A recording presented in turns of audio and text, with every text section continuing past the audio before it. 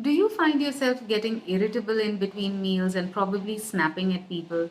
Or maybe you get a headache. Or maybe you find that your mood is going low and you're like, I'm not in the mood for anything.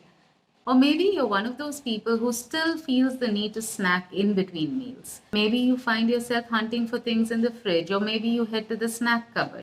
If you're sitting up late working, you find that after your dinner, you still need a snack in order to feel alert. Well, if this is you, there's actually a term for this. It's called being hangry. Hangry is hungry plus angry, and it's actually there in the dictionary now. Hey, Wellberry Tribe, this is Dr. Nirmala, and today's topic of discussion is hangry. What's it all about? What causes it? And of course, later on in the video, I will also talk about how it can be prevented. Well, if you find this video helpful, go ahead and click on that like and subscribe button and share it with others because you never know who you may be helping out. Now, what's the cause of this being hangry? As most of you know, our brain determines our moods, and our brain needs energy in order to function properly. If our glucose level drops, then obviously the energy to our brain is being reduced. Our brain depends on glucose most of the time for energy. Unless, of course, we are on a keto diet, then the brain depends on ketones for energy. But in most of us, the brain depends on glucose for energy. And if this glucose level dips, then the brain is not getting energy. And if the brain doesn't get energy, then it results in irritability, mood swings, and of course, exhaustion.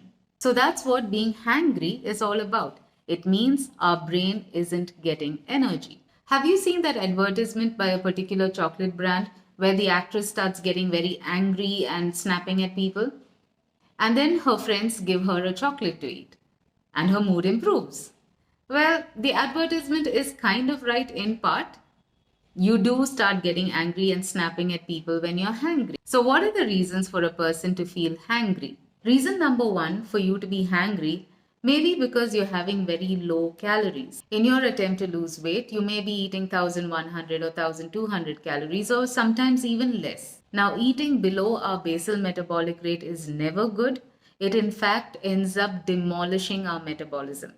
If we continuously eat very low calories, obviously we are going to be hungry and the amount of energy to our brain is going to reduce, and this will result in low moods and us feeling either irritable or a little depressed, or maybe we end up having a migraine. The second reason for a person to be hangry could be that they are not having wholesome meals. They may be having a large quantity of food, but there may not be enough protein, fats, fiber, and good carbohydrates. So this again means that the meal has not provided good amount of nutrition to the body, and at some point of time the brain is going to feel that it is low on energy. So in our Indian context, what would that mean?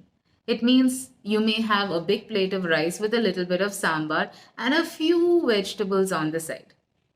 Or else you may have just a bowl of pongal or a bowl of upma or maybe a little bit of khichdi. But then this meal doesn't have any fiber, the amount of protein in the meal is not adequate, and hence there isn't enough nourishment for the body or for the brain. Eating like this, where there's just a lot of rice or a little bit of roti and a little bit of dal, that is not going to correct metabolic disturbances. Insulin resistance, which is the cause for obesity and even diabetes. If we don't have wholesome nourishment, then we are going to be low on energy and our brain is also going to feel the impact of that low energy. If you want more information on insulin resistance and how to eat properly in order to boost your metabolism, then look at this video and even this. The third reason for you to be hungry could be that you're having highly processed foods. For example, a burger and fries, or maybe just a pizza. There's no fiber here, there's not much protein actually, and then you find yourself hungry a little while later. So, in our Indian context, what do we mean by this highly processed foods? For example, having just a samosa chaat for dinner, or maybe we have just vada pav, and then 2 hours later we hear our tummy rumbling and we are ravenous again. The fourth reason that you may be irritable between meals or being hangry is that you may be reliant on sugar laden foods. Now, for a person who has a good metabolism, a revving metabolism, Having desserts causes no problems. And good for them. But for people like me who have metabolic issues and who have had metabolic issues for a very long time, having those sugar or jaggery laden gulab jamuns or payasam or laddus, it's not doing us any favors. For a little while after having that dessert, we may feel good, we may feel a little energetic. Once the sugar level comes down, along with that, our mood also dips. So the satisfaction after a meal isn't there when we keep reaching out for sugar laden foods. The sugar dips and then we are hungry again. The final reason for a person to be hangry could be that they're stressed out or maybe not getting enough sleep. Have you noticed that whenever you sit up to watch TV for a long time, you start craving snacks? So then you go and make yourself some popcorn or you open that packet of chips, right? A person needs 7 to 8 hours of sleep minimum. And if they're not getting this sleep and they're constantly sleep deprived, then the body starts looking for energy from other sources. And what's the next source? Food, after all. The same with stress. Have you noticed that whenever you have an argument, or maybe you have deadlines at the office and this is stressing you out? In that case, too, you start reaching out for food in order to have comfort. So, being deprived of sleep and also having a lot of stress can also cause you to be hangry. So, how does all this hangry eating affect our health? Does it affect our health? Well, suppose you're trying to lose weight, and in between meals, you're still reaching out for snacks, unhealthy snacks especially.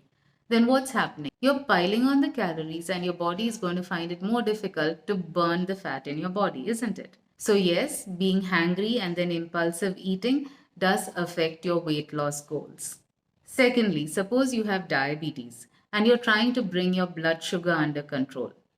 This impulsive snacking, what does it do? It spikes your glucose, right? It also spikes your insulin, worsening insulin resistance. Correct? Now, it not only spikes the glucose, but the glucose also dips within a little while. This kind of spikes in glucose levels and then dips in glucose levels, this is not good for diabetic control. We want the blood glucose levels to be stable, right? So again, for a diabetic, being hangry and then snacking in between is not good.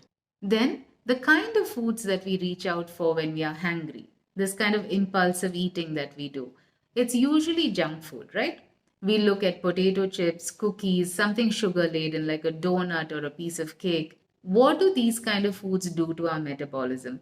It slows our metabolism down even further.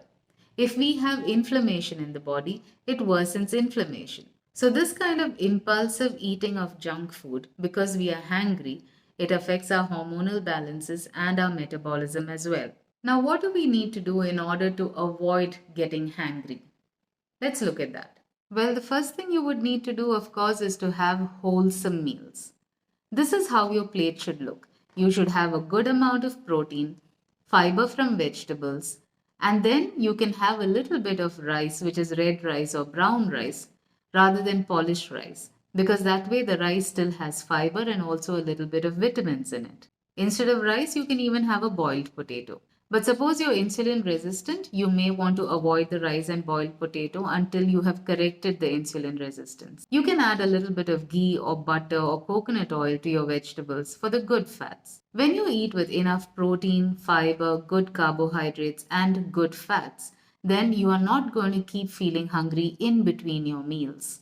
The next thing you need to do in order to avoid being hungry is to stop having sugar and highly processed foods. Now remember, our body can behave like a very stubborn and spoiled child.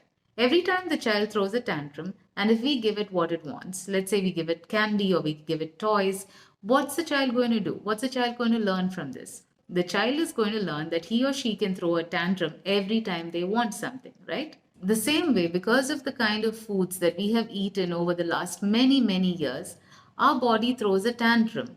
Our body gets hangry and it expects to be given sugary foods or highly processed foods. So, the best thing that we can do for ourselves is to stop sugar and to stop highly processed foods. It takes about 10 to 15 days for our bodies to stop craving sugar. But once our body gets used to this and stops craving sugar, stops craving highly processed foods, then of course the hanger eating will stop. So, in effect, the body actually stops throwing tantrums, right?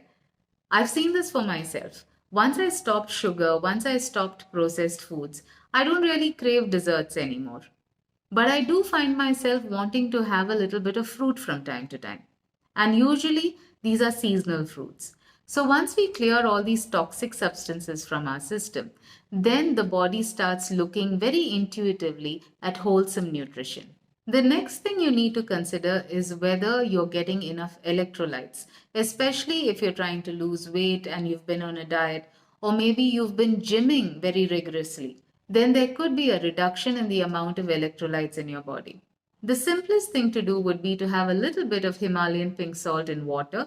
You could add a little lime, and this will take care of your electrolyte balance. Sometimes your body may be needing a little bit of fluid, so make sure you're drinking enough water. Maybe you can have a little bit of soup from time to time. Homemade soups, homemade broth, not the packet variety. Of course, before deciding to increase the amount of salt you're having, you do need to consult with your physician or nutritionist.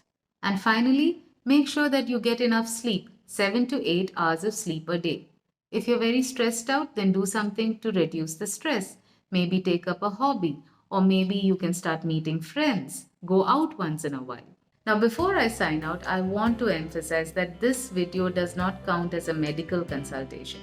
Whatever I'm doing here is giving you information about metabolic issues, about hormonal issues. But if you do have any health related problems which are associated with metabolism or your hormones or any other medical issue, do consult with your nutritionist or your physician before you actually implement lifestyle changes. That's all for now. And like I said, please do like and share this video because you may be helping somebody else in the process. And of course, it's a big encouragement for me. Until next time, this is Dr. Nirmala signing out. And remember that wellness begins with your plate.